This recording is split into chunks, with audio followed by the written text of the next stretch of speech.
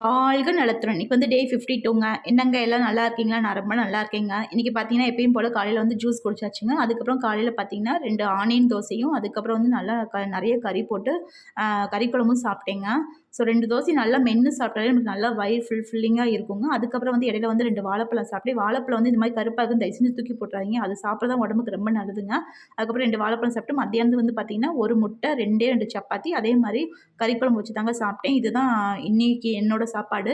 நான் நைட் எதுவுமே சாப்பிடலங்க. அப்படியே எம்ப்டி வயிறோடயே விட்டுட்டேன். நீங்க எப்பயுமே சாப்பாட வந்து நல்லா மென்னு சாப்பிட்டோம்னாலே வந்து நமக்கு நெறைய வயிறு ஃபில்லிங் ஆன மாரி இருக்குங்க. நம்ம அவசர அவசரமா சாப்பிடுறப்ப தான் வந்து நெறைய சாப்பிடுவோம். நீங்களே வந்து அத கவனிச்சு பாருங்களேன். நீங்க சாப்பிடுறப்ப, மெதுவா சாப்பிடுறப்ப பார்த்தீங்கன்னா, நல்லா மென்னு சாப்பிடுறப்ப நம்ம கம்மியா சாப்பிடுவோம். அவசர அவசரமா சாப்பிடுறப்ப வந்து நெறைய சாப்பிடுவோங்க. ஸோ இது ஒரு சின்ன டிப்ஸுங்க. கண்டிப்பா நீங்க ஃபாலோ பண்ணி பாருங்க. உங்களோட சாப்பாடு அளவும் கம்மியாயிருங்க. அதுக்கப்புறம் எப்பயும் போல சின்ன வெங்காயம் வச்சு சாப்பிட்டேங்க. நீங்க என்ன சாப்பிட்டீங்கன்னு கண்டிப்பா கமெண்ட் பாக்ஸ்ல சொல்லுங்க. உங்களுக்கு இந்த வீடியோ பிடிச்சிருந்துச்சுன்னா ஒரு சின்ன லைக்கும், ஷேர் பண்ணுங்க. வாழ்க வளத்துடன்.